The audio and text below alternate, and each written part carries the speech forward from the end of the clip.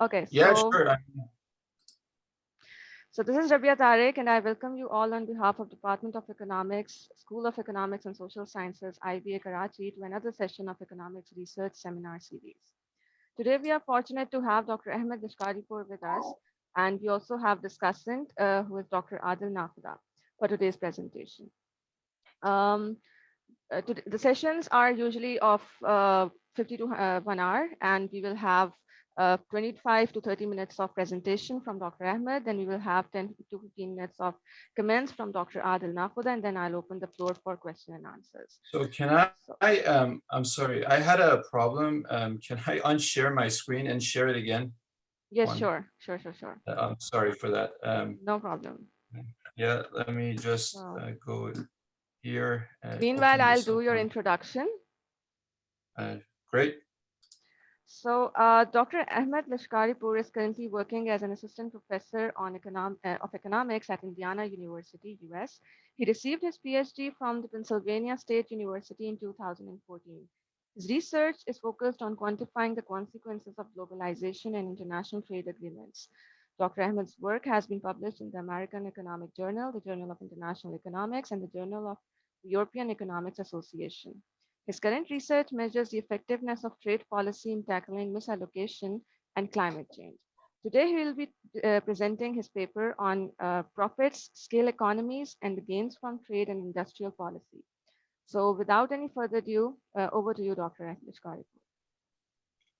Thank you very much for the very nice introduction. So first of all, let me just say that I'm very happy to present this paper to the audience in Pakistan. So I was telling the other guests earlier that I'm originally from Iran, and I actually lived in Zahedan, which is very close to Pakistan, and I've always loved to visit. Yeah, so yeah, so this is a very exciting presentation for myself, and this paper is joint work with my colleague Vladimir Logovsky, and this paper is a relatively dense paper. It's very long. I mean, with all the appendices, it's 105 pages currently. And what I've tried to do is I've tried to make the presentation a little less technical. So hopefully that will work out. But I mean, I won't have time to go over all the details in 25 minutes, but I just hope that this presentation will get you excited enough that if you're interested in the details, you will go and check out the paper itself. So the motivation behind this paper was this recent surge of interest in industrial policy all over the world. So if you look at like the US, like the Biden administration is talking about industrial policy. If you go and look at the rest of the world, you see people talking about how their economies need industrial policy. And this is just an example. So this is a workers' unions flyer from Chicago, and they're clearly advocating for industrial policy. And Danny Roderick, who for years has been himself a big advocate of industrial policy, has a 2020 review paper that does a very nice review of recent developments. So if you're interested in these developments, please go and check out Danny Roderick's new paper. But what's happening at the same time that industrial policy is back on the scene is that industrial targeting via trade restrictions is proliferating. So what's happening, if you look at China, you see the Made in China initiative. What is the Made in China initiative? It's an initiative that is supposed to boost manufacturing in China. And the way they're doing it is via industrial subsidies and trade barriers. And then enters the US, which is, I mean, now a different player in the world global scene, but back in like during Trump's administration, the US created the National Trade Council in December 2016. And the goal of this council was to counter China, Made in China 2025. And the way they were planning to do it is, again, with a mix of subsidies and trade barriers. And for example, Trump's tariff on Chinese imports were targeted at Made in China 2025 goods. So this is basically a development that is occurring at the same time the interest in industrial policy is increasing. So what's happening is that these developments are raising some old but unresolved questions. One, is trade policy as an effective tool for correcting misallocation in domestic industries? Suppose we believe as a policymaker that there is too little production in some manufacturing sectors. Are trade barriers the right policy to tackle that type of issue in our domestic economy? The other question is, if trade policies are not the right policy, what should governments do? Should they start unilaterally implementing industrial subsidies that target their preferred industries, or should they coordinate their industrial policies via deep trade agreements? We don't have very good answers to these questions currently. Why? Because if you look at the theoretical models that speak to these questions, they're typically based on partial equilibrium, two by two models that overlook multilateral considerations and key industry linkages. So if you're a policymaker, for one thing, you know that an important issue you have to take into account are GE, or general equilibrium, or unintended consequences. And these theoretical models, because these types of questions are difficult to deal with, they just abstract from a lot of GE linkages, and they also abstract from multilateral considerations. For example, if you look at Trump's tariffs on China, who was the main beneficiary of these tariffs? Vietnam, a third country. These tariffs caused trade diversion, but if you look at a standard 2x2 trade model, that trade diversion effect is not going to be accounted for. The other thing is that we can also take the quantitative route, which is not have a formal theory of how things are going to look like, but fit our model to data and do some counterfactual analysis and use those counterfactual analyses to answer questions 1 and 3. Now, this route has also proven elusive for other reasons, because once you want to fit your model to data to do some counterfactual policy analysis, you need some key parameters, and these parameters have proven difficult to estimate. That's the problem that has impeded quantitative analysis. And this is where we enter. And for some reason, I'm sorry for these beeps. For some reason, every time I have to click before I can change pages. So this is what we're going to do in this paper. We're going to first derive analytic formulas for the first best and second best trade policies in an important class of multi-industry, multi-country, quantitative trade models where misallocation occurs due to scale economies or markup distortions. So this is a model that is generalizing past theories, but it still has a lot of limitations. So we have to just understand those limitations. And one thing I like everyone to keep in mind before going forward is that the source of distortion in this model are the sources of distortion are scale economies or markups. So we don't have a lot of other important misallocation angles like financial frictions or barriers to entry and a lot of stuff that matter in developing countries. So this is a model that is designed to be taken to data. So it definitely exhibits clear limitations, but it's still a big improvement over what we were using in the past. And what we're going to do is we're going to estimate the parameters that govern the gains from policy in these frameworks, in these multi-industry, multi-country quantitative frameworks using micro-level data. Remember, quantitative analysis previously was impeded for a lack of credible estimates. So we're going to overcome that challenge and we're going to estimate these parameters. And then we are going to plug these estimated parameters into the model to answer questions 1 to 3. And that's basically, that involves running a range of counterfactual policy analyses under different scenarios. So that's the roadmap. Theory, estimate parameters, plug parameters into the model, and answer questions 1 to 3 that are now important because of what's happening in the world in terms of people using trade barriers to promote industries and industrial policy being back on the scene. So that's the idea. Now, the main findings of the paper are the following.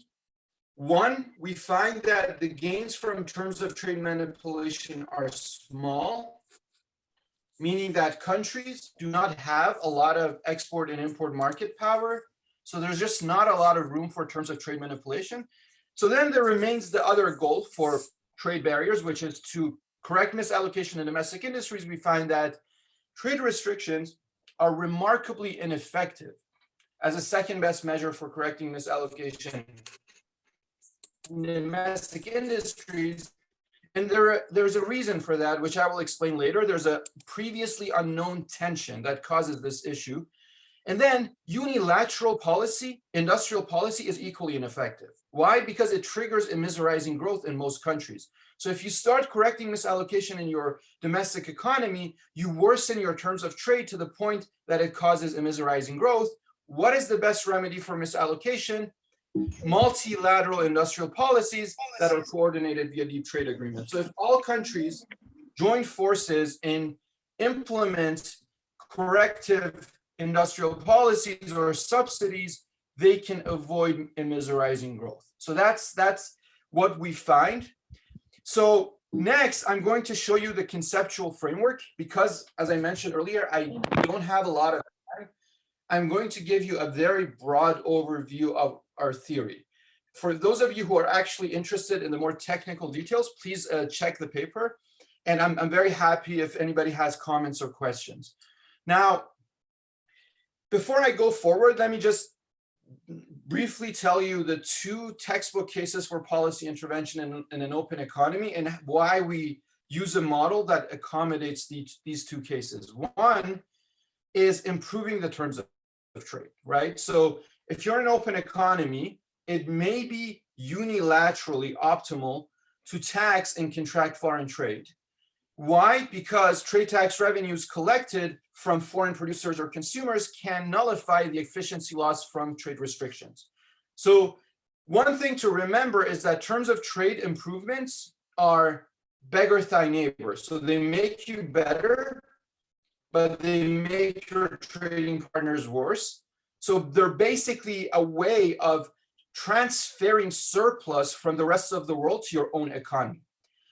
The other thing I would like to mention here is that there's a general view that only large countries can manipulate their terms of trade, but this view is changing because if you look at the recent models, it's very clear that if a country is small, but it has but under product differentiation, it still has export market power, it can manipulate its terms of trade and benefit from such a policy. So that's one thing you want to keep in mind, is that this terms of trade manipulation case for policy is not just restricted to a large economy. It goes beyond that. It applies to a smaller economy that supplies differentiated goods. The other thing is that the terms of trade benefits are only there if the rest of the world does not retaliate. So as soon as the rest of the world retaliates, the gains are gone. So this is a risky game, right? If you can potentially benefit by improving your terms of trade, but as soon as the rest of the world retaliates, these gains are washed out. The other case for policy intervention is to correct misallocation in domestic industries. And the reason you basically, in a lot of textbook models, the reason you have misallocation is because you have economies of scale. And when you have economies of scale, there's too little output or suboptimal output in high returns to scale industries. And there's too much output in low returns to scale industries. How can you correct this misallocation? Why? That there are too many resources in low returns to scale industries, but too little resources in high returns to scale industries? You can subsidize output in high returns to scale industries. The alternative is that you can also protect the high returns to scale industries. If you offer these industries protection from foreign competition, or if you subsidize their exports to the rest of the world, you can promote output in these industries and guide resources towards these industries that you think are not operating at the optimal level. So keep these two cases for policy intervention in mind. Now I'm going to tell you about the model we use to speak to these two cases for policy intervention. We adopt a generalized Krugman model. It's a GE model, general equilibrium. It admits arbitrarily many countries and industries. Now, the two features that make this model, in my opinion, very attractive is one, it accommodates both the terms of trade improving and misallocation correcting cases for policy.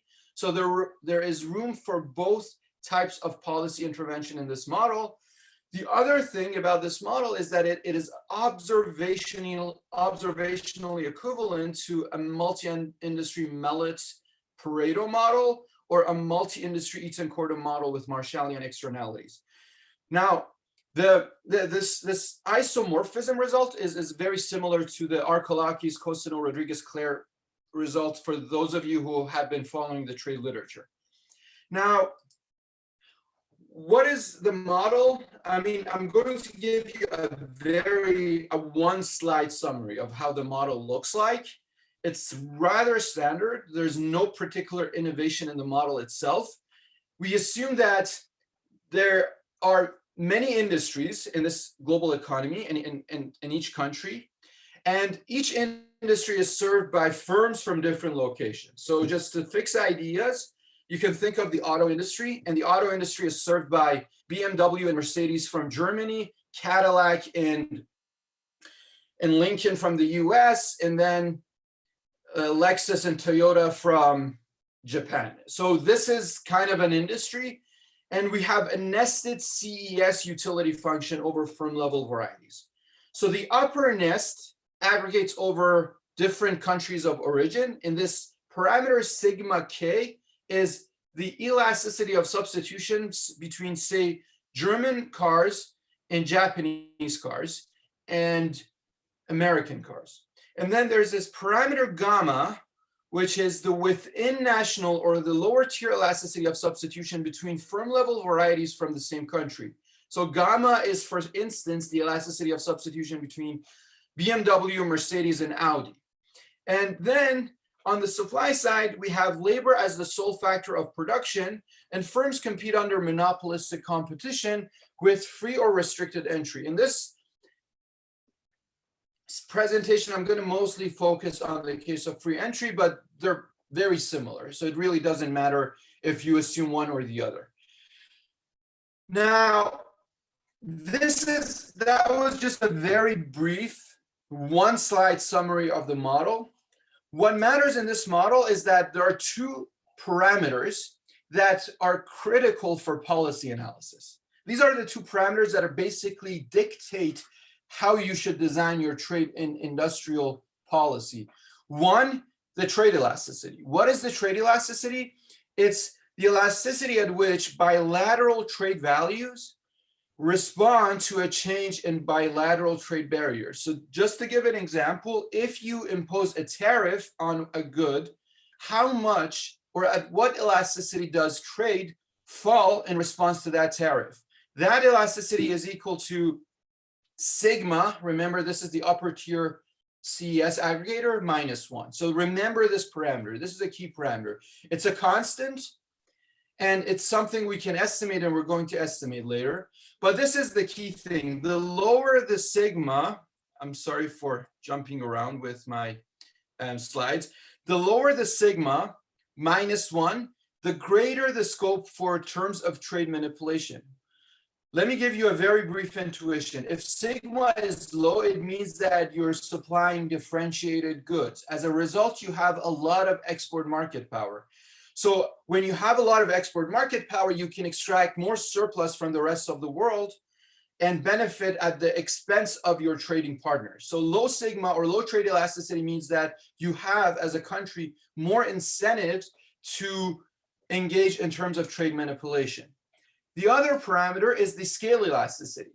This is the elasticity that tells you how variety adjusted TFP in a given industry responds to the number of workers. So if you increase the number of workers employed in one industry, the variety adjusted TFP in that industry goes up.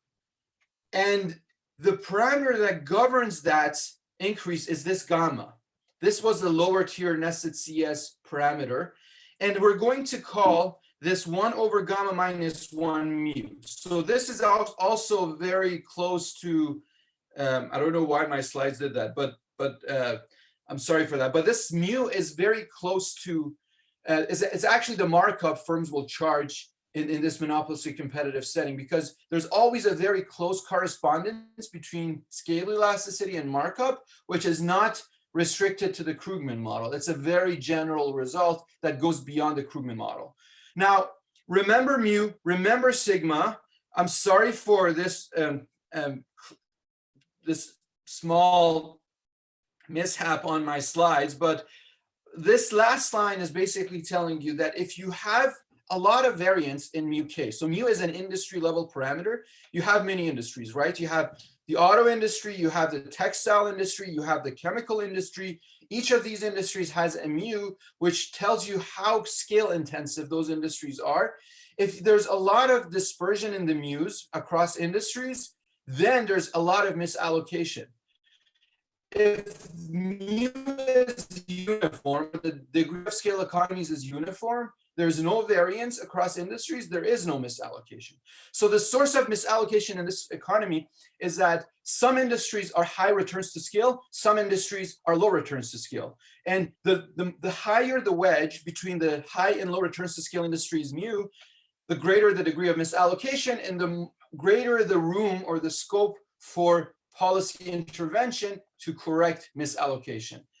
Now, taking into account our definition for mu and sigma, we are now going to talk about first best non-cooperative policy schedules. Now, remember, these are non-cooperative policy schedules, meaning that one country is non-cooperatively deciding what's the best policy for them.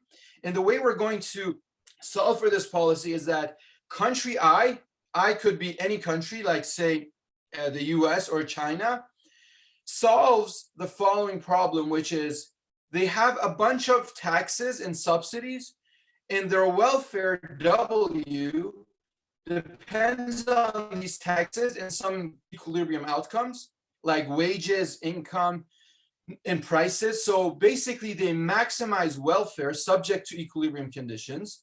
So what are the policy instruments they're using?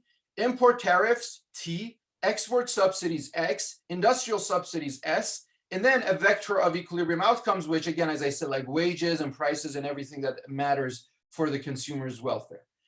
Now, let me just briefly tell you what export subsidies are. Export subsidies are a subsidy given to firms when they export or given per unit of output that is exported. Industrial subsidies are a subsidy to each unit of output, irrespective of whether the good is exported or sold domestically. So that's the distinction between export subsidies and industrial subsidies. Now, if an industry is fully export oriented, right? So if it doesn't sell domestically, it only sells to foreign markets, then industrial subsidies and export subsidies will obviously be the same thing. But in general, if you think about like the US car manufacturing industry, Ford, GM, they both sell domestically and globally. So an industrial subsidy will subsidize everything they sell. An export subsidy will only subsidize what they export. Now, the other thing you want to keep in mind when thinking about this optimal policy problem is that this optimal policy problem does not internalize the terms of trade externality country I may impose on the rest of the world. So because country I only cares about its own welfare, it's non-cooperative, it doesn't care that imposing tariffs or export subsidies may harm its trading partners. So this problem is going to give you an optimal policy schedule that is suboptimal from a global standpoint. It's good for country I, but it's probably bad for the rest of the world. Now, I'm not going to show you those like exact formulas we derived, because again, I need more time to give you details and define variables, but I'm going to give you a very brief verbal description of how our optimal tax formulas look like. They're actually very simple if you go and look at the paper, but the unilaterally optimal policy consists of one, industrial subsidies that promote high mu. Remember, mu was the degree of returns to scale. They promote high returns to scale industries. So basically, you look at industries and you start subsidizing the industries that have a high degree of scale economies. You then pair these industrial subsidies with import tariffs and export subsidies, whose primary goal is to contract exports in low sigma industries. Why? Because the goal of country I is to improve its terms of trade, and to do that, it needs to contract its exports in industries that have a low sigma or a high degree of export market power. And the first thing that comes out of this result is that first best optimal tariffs and export subsidies are misallocation blind. This is a reflection or a manifestation of the targeting principle. Basically, if you have access to industrial subsidies, then your optimal tariff or your optimal export subsidy shouldn't care what type of misallocation is happening in your economy, because by the targeting principle, you want to target misallocation with industrial subsidies. But as soon as you go to a second best world, things start to look very different. Now consider a second best optimal policy problem where the government in country I maximizes the same objective function, but now the constraint is not only equilibrium conditions, but that the government cannot impose industrial subsidies for some reason, right? And we don't know. We know that this is an important problem that governments solve because by, say, revealed preferences, governments are using trade taxes to promote select industries, and we know that they shouldn't be used as a first best policy. So there is some second best incentive going on in the real world. And the reason that the restriction is there, it could be institutional barriers, or it could be political economy pressures. If you think about the US economy, there's just more support, political support for restricting trade than there is for using tax revenues to promote certain industries. People don't like the government to collect tax revenues from them directly and then use it to offer subsidies to given to a select set of companies. So that's something US voters, for example, do not like. However, they're more fine with trade barriers for whatever reason, even though we know as a matter of fact that trade barriers have not been good for the US economy. So how do the second best trade policies look like? They have a structure that looks like this, what's stated on the slide. Again, there are very nice formulas for these second best trade import tariffs and export subsidies. If you are interested, please go and look at the paper. But basically, the policy consists of the first best tariff times a misallocation correcting term, and the first best export subsidy times the misallocation correcting term. And this is the catch. The first best tariffs and export subsidies are designed to contract exports in high sigma industries. So they're designed to improve your terms of trade. The misallocation correcting terms are designed to protect, the tariff is designed to protect high returns to scale industries, and the subsidy is designed to promote exports and high returns to scale industries. So you want to, because you cannot subsidize high returns to scale industries, you want to offer them protection in export subsidies. So in other words, the second best export tariffs export subsidies and import tariffs are mimicking the first best Pigouvian industrial subsidies, but by the targeting principle, they cannot fully replicate the first best outcome. They try to, but they are unable to. Now, what's the main takeaway from this previous theorem is that correcting misallocation requires promoting high mu or high returns to scale industries. Terms of trade improvement requires contracting export sales in nationally differentiated or low sigma industries. So here's the thing. If there's a negative correlation between mu and sigma, then there's a clash between these two objectives. Correcting misallocation with trade policy is going to worsen your terms of trade and vice versa. Why? Because to correct misallocation, you have to promote high mu industries. To improve your terms of trade, you have to contract export sales in low sigma industries, and these two objectives clash. On one hand, again, think about the auto industry. Suppose the auto industry is an industry with high returns to scale, but it's also nationally differentiated.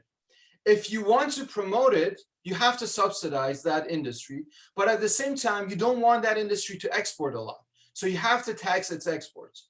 Again, this means that you don't have a lot of working room or wiggle room, because if you want to promote its output, by design or by construction, part of that output is going to be exported, and that's going to expand your exports, and that's bad for your terms of trade.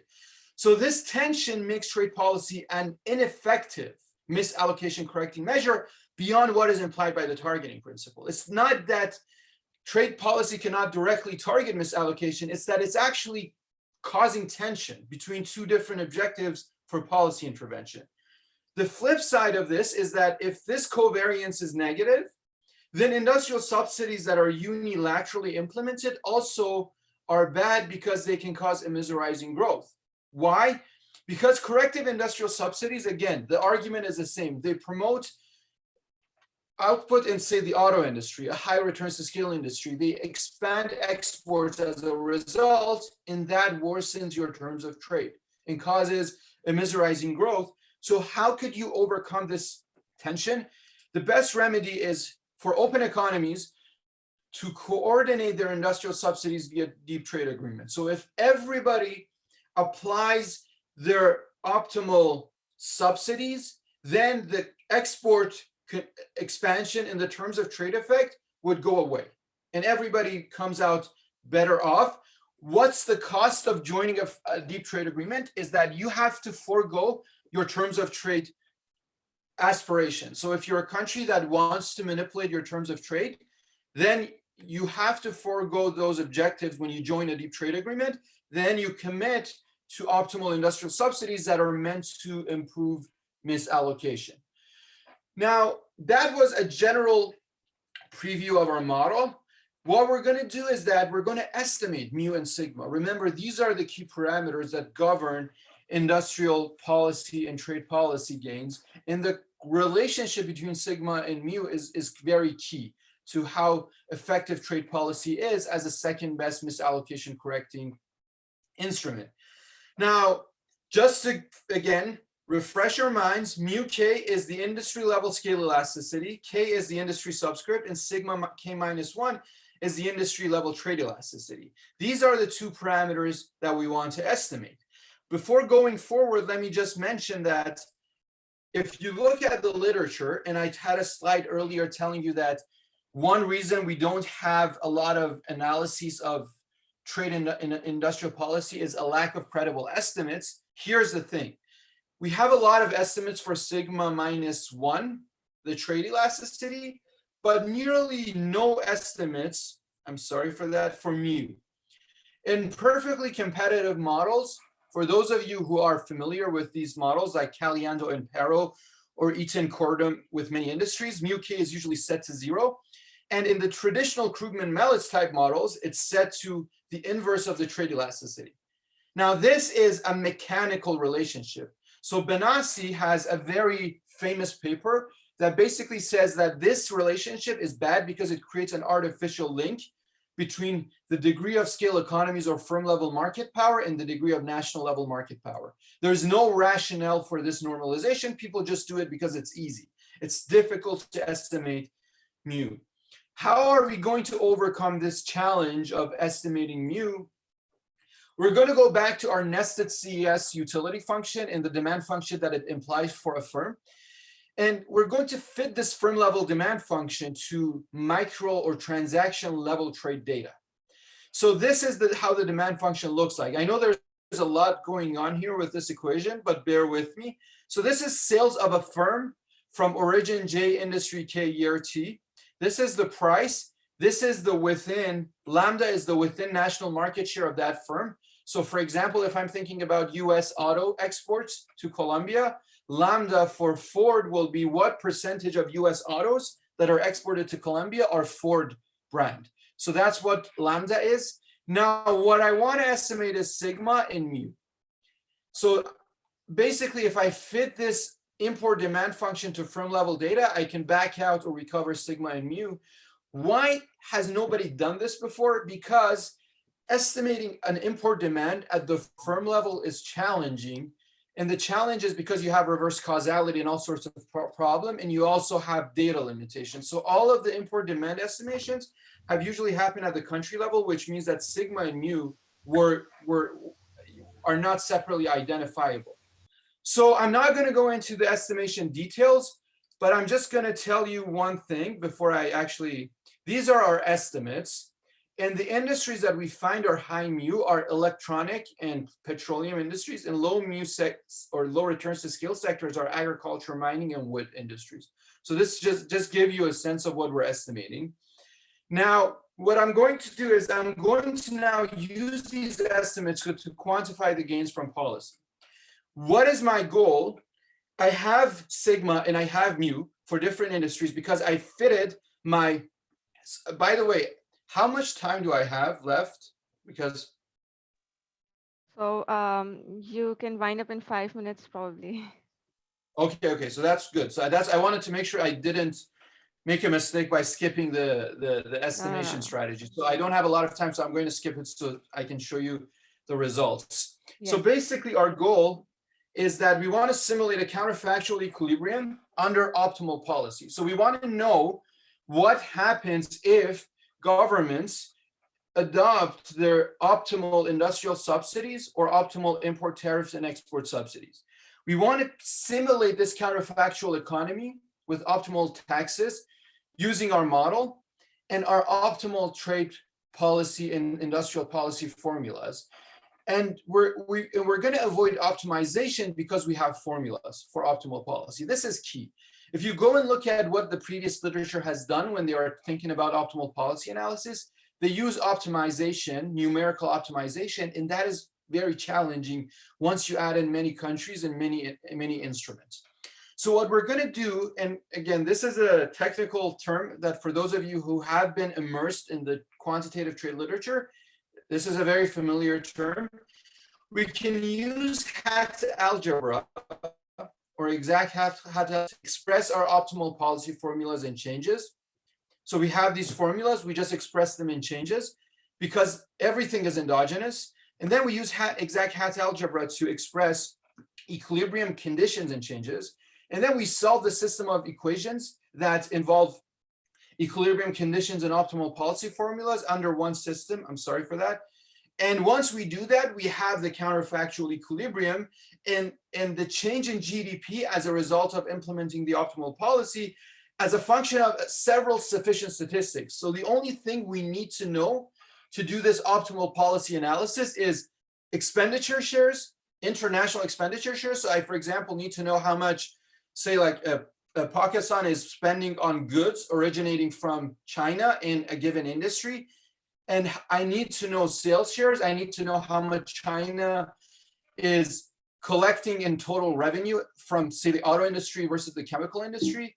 I need some national accounts data like wage payments and GDP. And then I need my sigma and mu, which I estimated in the previous step. These are the only things I need. I don't need to know the iceberg trade costs. I don't need to know the deep technological parameters of the model. I just need a set of observables and these structural parameters, and I can go forward. And where am I going to take those sales shares, expenditure shares, and other and national accounts data from the World Input-Output database? I'm also going to use the trains database for applied tariffs. That's the other thing I'm going to use. So I'm going to construct all of my observables for 56 industries in 44 countries. Using the World Input-Output database, I'm going to match this with tariff data from the trains database, and then I have all of my lambdas, E's, R, rho, W, L, and YN. So I have all the observables, and I have my sigma and mu, and I could conduct my counterfactual policy analysis. So what is the results of my analysis? This is a summary of what we find. The first best policy schedule is going to improve the average country's real GDP by 2.64%. So this is what happens if the average country implements its industrial subsidies, its Pigouvian or corrective industrial subsidies, plus its optimal tariffs and export subsidies, and the rest of the world does not retaliate. The number is not very large on average, because for large countries, there's not a lot of room for either for terms of trade manipulation. And we find heterogeneity and scale elasticities, but it's not large enough to give you larger numbers. But this is what's more interesting here, is that once you go from the first best, I'm sorry again for this jumping around thing. Once you go to the second best policy schedule, this number drops remarkably. So what this means is that once you restrict industrial subsidies, then the second best import taxes and import and export restrictions, they cannot replicate a lot of the gain, because they're trying to do two things. They're trying to improve the terms of trade and correct misallocation in domestic industries at the same time, and they fail because of the tension I talked about earlier. And once you only use import tariffs, this number looks even more surprising, the difference, right? Now, the other thing is that we do this analysis for both restricted and free entry. The way you want to think about these numbers is that restricted entry is generally thought of as a short run consequence, and free entry is thought of as a long run consequence of policy. So the takeaway from this graph is that trade policy is very ineffective at mimicking corrective industrial subsidies or at correcting misallocation in domestic industries. And as a result, once you tie the government's hand in terms of what it can use, and it's only forced to use trade policy to improve misallocation, then the scope for improving welfare is very limited. So that's the takeaway. Now, what happens when you do not care about terms of trade manipulation? Like, you want to respect WTO rules, you do not want to use trade restrictions, but at the same time, you understand that there is misallocation in your domestic economy, and you use corrective industrial subsidies to restore allocative efficiency. Under free entry, a unilateral adoption of corrective industrial subsidies is going to result in a 0.70% decline in real GDP. So it's going to cause immiserizing growth in the average country.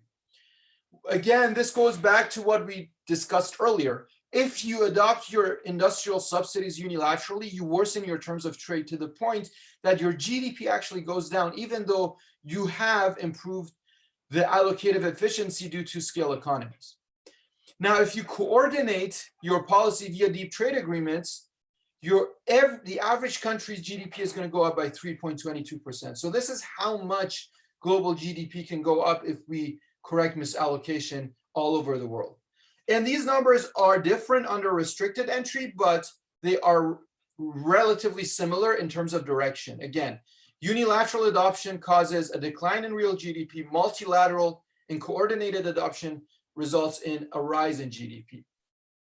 The last thing I want to talk about is the gains from global cooperation, or the gains from joining a deep trade agreement, versus the gains from non-cooperation.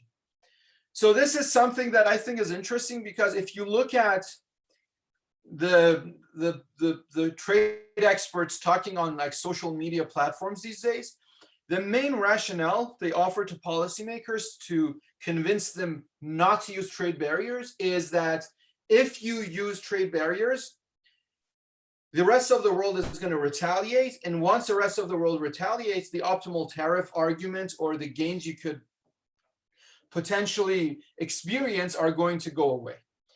Now, what this paper tells us, and I mean, this was a little surprising to myself, is that there's another argument, is that there's an opportunity cost for non-cooperation that is quite large.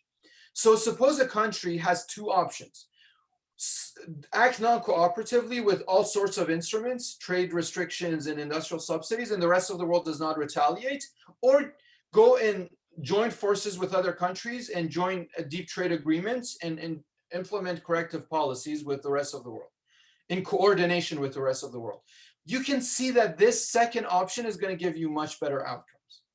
So the idea is not necessarily that if you impose tariff, you risk retaliation, but instead the idea is that you lose this opportunity of cooperation. The cooperation benefits are so large because once the rest of the world agrees that they are also going to, they were not implementing the corrective industrial subsidies because they were worried about immiserizing growth. But once you convince them that we're all going to do it at the same time and nobody's going to experience immiserizing growth, you can benefit so much. And you see all the countries, they lie on the right of the 45-degree line. Nearly all countries are going to benefit more from that cooperative scenario than they will under the non-cooperative scenario, even if non-cooperation does not trigger retaliation. So I'm going to wrap up. So this is the slide you saw earlier, essentially. So the gains from terms of trade manipulation are small. Trade restrictions are an ineffective second best measure for correcting misallocation in domestic industries.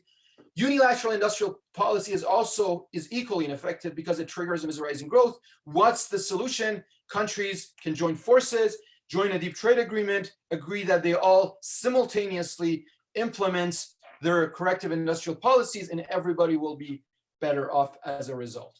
So thank you, and sorry if I went a little over time with my presentation. No problem, Dr. Ahmed. It was really interesting. I am sure all the participants would agree with me. So now I'll request Dr. Aaadil Nakhoda, who we are fortunate that he agreed to act as a discussant. Dr. Aaadil Nakhoda is currently working as an assistant professor of economics and research fellow at Center for Business and Economics Research at IBA. He's also a member of Economic Advisory Group at Prime Institute. He specializes in international economics focused on trade practices and policy. He frequently writes for Express Tribune regarding current issues in international trade and policy. So I request Dr. Aaadil Nakhoda to please share his view. Thank you, Rabia. So what I'll do is I'll just cut to your focus on Pakistan, right? So what I don't want to discuss too much into the other time due to the lack of time that we have. So let me just start with this discussion here. So this is, I believe, is an important study that sheds light on the age-old questions regarding protectionist policies that are often imposed as trade policy tools to counter a rising trade deficit and restore allocative efficiency. So let me reiterate the relevance of the study to Pakistan. South Asia is often referred to as one of the least integrated regions in the world, not only within itself, but also with countries outside the region. Furthermore, Pakistan reports the lowest participation in trade amongst the major South Asian economies. It is unlikely that Pakistan will be entering into trade negotiations with India anytime soon, given the political climate. And furthermore, Pakistan is heavily dependent on Chinese imports, mainly due to the FTA that exists between the two countries. But there are large differences in not only the economic size, but also the level of competitiveness and productivity growth prevalent in Pakistan and China. So this often forces policymakers to adopt protective policies to limit the inflow of Chinese goods into Pakistan. So the FTA was recently amended to ensure that exports to China from Pakistan increase, but it is unlikely to be matched with Chinese adopting corrective policies in their industries and ensuring a more level playing field for Pakistani exporters aiming to increase their exports to China. It is often the perception that massive influx of Chinese goods in the last decade or so has led to premature industrialization in Pakistan. On the other hand, the Chinese-Pakistan economic corridor was heralded as a game changer, as the belief at the time of its initiation was that it would propel industrial development in Pakistan. However, we have not yet received any signs of an industrial transformation in Pakistan that could be attributed to CPEC itself. With industrial policies in Pakistan requiring cooperation where other countries are to adopt corrective policies in order to benefit, the consideration that subsidies offered could be transferred through deep integration to smaller countries through imports of varieties in industries with higher returns to scale is interesting, particularly if countries such as Pakistan forego terms of trade gains, right, as you have mentioned in your study. So this is an important facet of your study for countries that are characterized with poor levels of productivity. And this is particularly important when scale elasticities in Pakistan due to lack of productivity dictate the extent of industrialization we currently observe. Even the recent surge in exports due to COVID-19 is particularly concentrated in the textile industry, which has relatively higher trade elasticities and low markup. So the finding that industrial subsidies worsen welfare via immiserizing growth and worsen terms of trade is crucial for developing countries like Pakistan. especially when they consider unilateral policies. This is a crucial finding, I feel, particularly as Pakistan faces significant challenges in terms of its productivity levels and the policymakers, one second, consider protectionist policies to increase the productivity levels in this sector. So developing countries with limited options to shift from one industry to another are likely to face such challenges. So let me uh, summarize some of your findings, and then I'll ask you questions that are relevant to Pakistan, and we can go on with the discussion. So again, this was the slide, I guess this was on the conclusion slide that you had. There's a strong emphasis on restoring allocative efficiency, right? Even when trade policy faces little retaliation, the gains from trade the gains from terms of trade manipulation are small. Trade policy itself is ineffective as correcting misallocations. You have shown with quantitative findings in your study that the benefits are too small. Restoring allocative efficiency may lead to worsening of the terms of trade, making trade policy a futile effort to reduce misallocation. Industrial subsidies may actually lead to immersorizing growth, which for developing countries can create challenges with industrial allocations and long-term loss in terms of efficiency. Now, your point that foregoing the terms of trade gains from policy in return for importing more efficiently produced goods from the rest of the world is hard-hitting. So now let me ask you some questions that are specific to Pakistan, and then we can continue our discussion with this. So Pakistan is ranked as one of the most protected economies in the world in terms of its tariff structure. The government regularly changes its tariff policies through what are referred to as SROs or statutory regulatory orders. This creates unpredictability in the tariff rates and leads to distortions. So how do you suggest that allocative efficiency be optimal where businesses are uncertain about the tariff regime? The government may follow even in as little as few months as they are bombarded with change in tariff structure. When tariffs will be imposed for a short time period or are unpredictable in their nature, what would be the effect on terms of trade manipulation, if any? Now the US-China trade war is also relevant, right? As it's likely to take a turn with the new administration. I'm sure there'll be interest of linking your findings with the trade policies that are between US and China in this case. So I agree with the assertion that trade policies may not be effective in correcting misallocations. Industrial subsidies lead to issues related to immersorizing growth. What does this imply for Pakistan?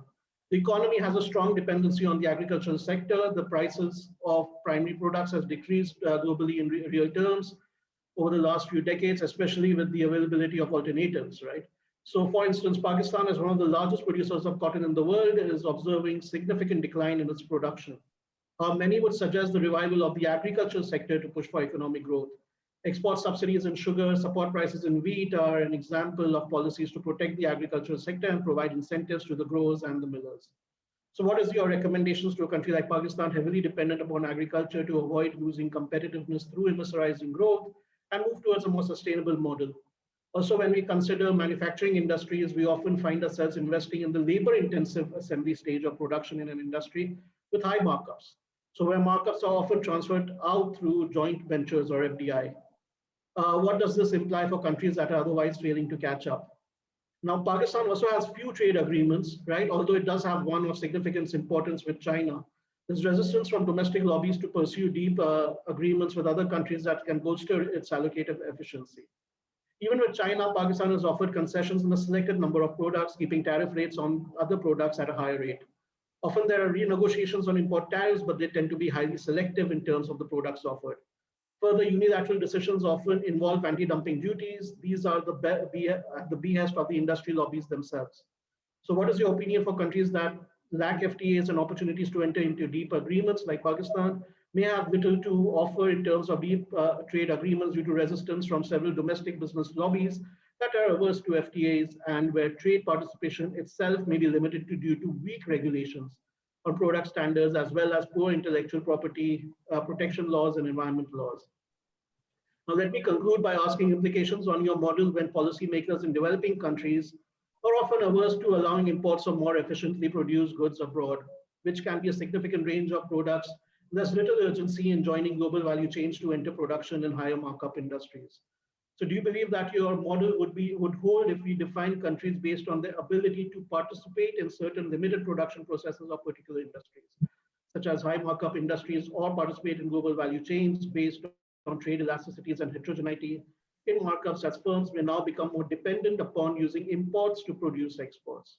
Right? This can have an impact on the input-output linkages as well.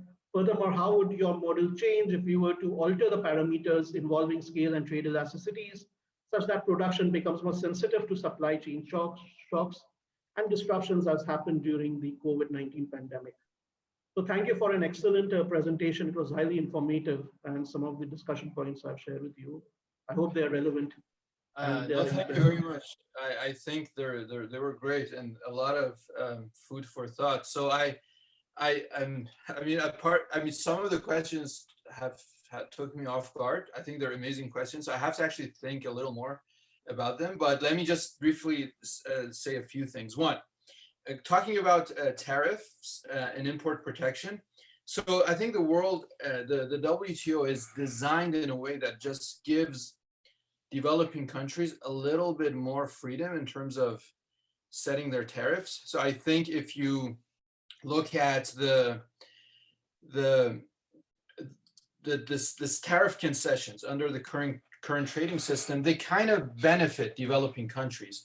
So I don't think there is any particular reason for, in my opinion, for Pakistan to say lower its tariffs unilaterally without gaining concessions in the rest of the world. So if I were a policymaker in Pakistan, what I would do is I would go and try to gain market access in return for making tariff concessions, because I don't want to unilaterally lower my tariff because that's going to worsen my terms of trade. But I will also understand that these trade barriers are not going to make my economy more efficient. I will understand that what they're doing is that they're keeping my terms of trade at a reasonable level, but they're not going to be the engine of growth.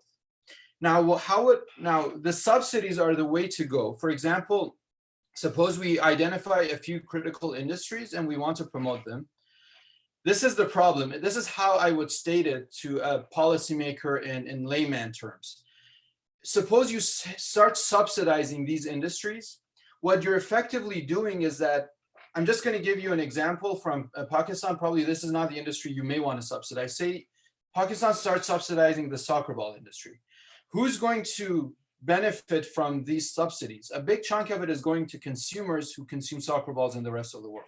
So effectively, the Pakistani government is taxing people in Pakistan, using the tax to subsidize soccer balls that are ultimately consumed in the US or in the EU. Now, this is not good unless the rest of the world is also giving Pakistan subsidized goods, right? So the way to go is that you want to come to an agreement where you say, look, I'm good at, in the soccer ball industry, for example, is a good industry for me. I'm good at this industry, and I think I should subsidize and promote this industry. But if I do this, I'm kind of taxing my own people and giving you a free lunch. So in return, you agree to do the same, so I avoid immiserizing growth. I don't want to worsen my terms of trade by unilaterally giving you too much subsidies. So if you give me something in return, then we will both be better off. Everybody will be better off. And then this brings us to the issue of global value chains. So I think that it's important to distinguish between two scenarios. One is where you're in the first best in terms of you have no limitations in terms of how much tax revenue you can collect and how much subsidy you can offer to a given industry. So you can say, I'm going to offer a lot of subsidies to the point that I reach the first best outcome. That's not usually feasible. Governments have limited capacity in terms of collecting tax revenues. So they have a given amount of dollars, and they have, or whatever the local currency is in any country, and they have to allocate that in a more systematic way. So then the input-output linkages, in my opinion, come into play, because you want to start subsidizing industries that are high returns to scale, but also upstream.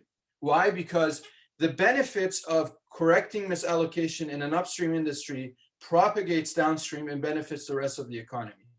So the marginal value of a correction on an upstream industry is much higher than in downstream industry. So if I have a limited capacity in terms of collecting tax revenues, and that determines how the value of subsidies I can give, then I don't want to just look at the first best, because that's not implementable. I would start with the upstream industries with high returns to scale, and then I will go down the value chain until my revenues are exhausted. So Ernest Liu from Princeton, he's an assistant professor at Princeton. He has a very beautiful and elegant QJE paper. I think it was published in 2020, which touches on this exact issue, is that if you have a given amount of revenue and you want to allocate it to a set of industries to tackle misallocation, you always start from upstream, then you go downstream. But that's the idea, is that if, I mean, in a developing country, first, I wouldn't liberalize unilaterally without gaining market access in the rest of the world in return. So I would, because I think that's a better situation than keeping the tariffs high. I would go and negotiate and gain and make tariff concessions in return for better market access. Then I will understand that those negotiations are not necessarily going to deal with my misallocation. My misallocation, I would need an industrial policy, but to implement my industrial policy, I don't want to be a single player, because I don't want to be subsidizing consumption in the rest of the world. I would have to make an agreement that other countries do the same. And because I have limited capability in terms of collecting revenues and implementing industrial policy, I will start from upstream industries and then go downstream, because the benefits propagate downstream and they're overall better for the whole economy.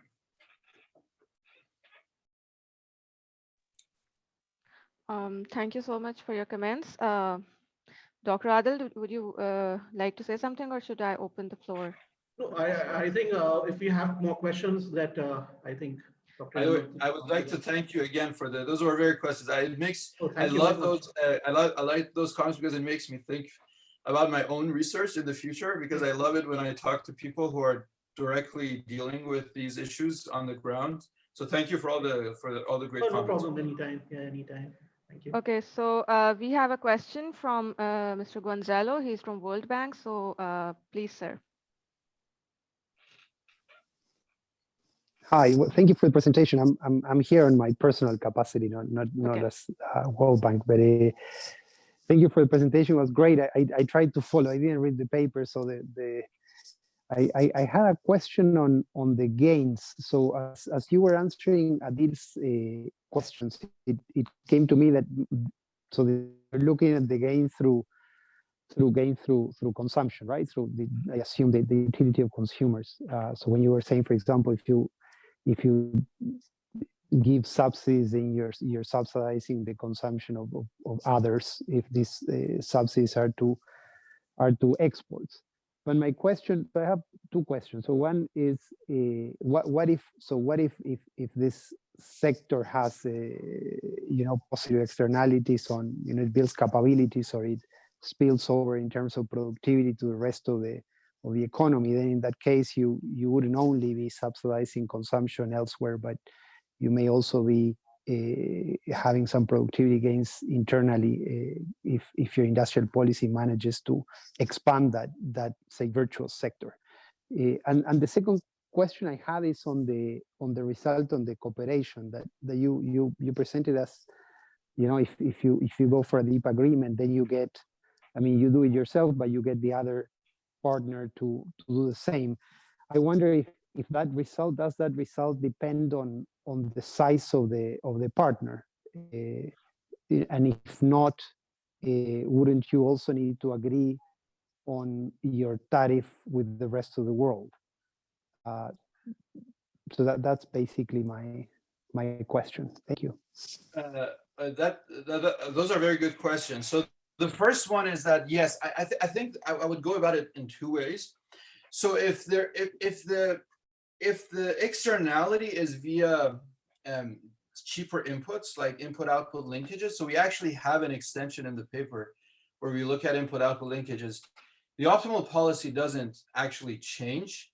But then there's another type of externality, which is that, say there are spillovers from this industry to another industry, and the social benefits of an output expansion in industry one is higher than the private benefits.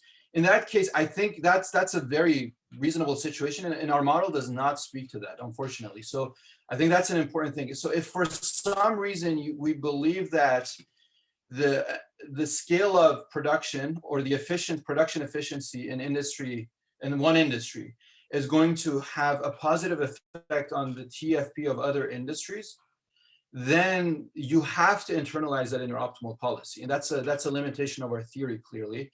But again, I think going back to what I said earlier, but even with input-output linkages, where it's not necessarily at the wedge between private and social benefits, it's just a ripple effect. You have the same formulas in the first best, but as soon as I mentioned earlier, you restrict the government's capacity in terms of how much subsidies they can give, then you want to start from industries with the highest propagation effects, which are the upstream industries, and then you want to go downstream. So just to step back, I think there's a rationale for policy intervention where one industry's TFP has a positive effect or externality on other industries' TFPs, and we don't account for that in our paper. And I think that's another thing that policymakers should perhaps take into account. I mean, if they want to take these models too seriously. And the other one is the input-output angle, which I think is also very relevant. You always want to start from the upstream industries until you exhaust all of your revenues. Now, the other one about deep trade agreements, yes, I think this is the key with deep trade agreements, is that they cannot be supported as the consequence of a Nash bargaining game, and to put it in technical terms, without lump sum transfers. So some countries, if they enter the Nash agreement, they may be actually worse off, at least from a non-cooperative perspective. So you want to compensate them. So the way people do this in the literature is that they usually assume that there are lump sum transfers from countries that benefit a lot from this deep trade agreement to countries that don't benefit or benefit too little. And then everybody's better off. But as soon as you take away the lump sum transfers, then the Nash bargaining game is not going to give you the globally optimum outcome. It may give something where the optimal subsidies are different, and there may be perhaps some other things going on. But that's a very important point. We don't go into that. So as far as, I mean, this is basically the way we see it. It's a first step into just understanding how large the gains are at a global level. But when it goes to implementation, yes, I think we need to be very clear about the fact that you need probable transfers and all sorts of things to be able to support this cooperative outcome as a result of like multi-party negotiations. And that's the next step, obviously. If governments agree that this is good and they want to implement it, then they should start thinking about how to design the negotiations. And I think you need lump sum transfers or side payments to be able to support it. But that's a very good point. We have to probably talk about it a little more in the paper, but it's something that we don't do at this point. Okay, thank you. Due to shortage of time, I'll just take one last question. Firstly, Zulfikar, yes, you have a raised hand. Please go ahead.